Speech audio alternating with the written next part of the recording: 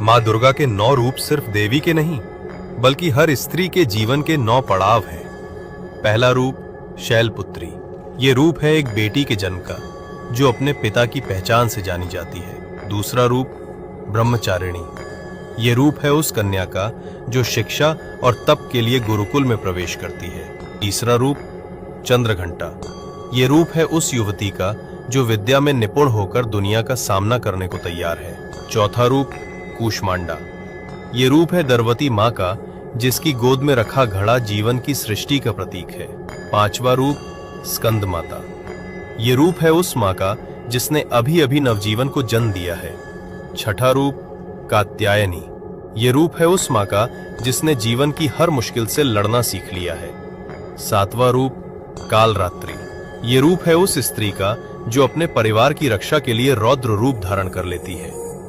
आठवां रूप महागौरी।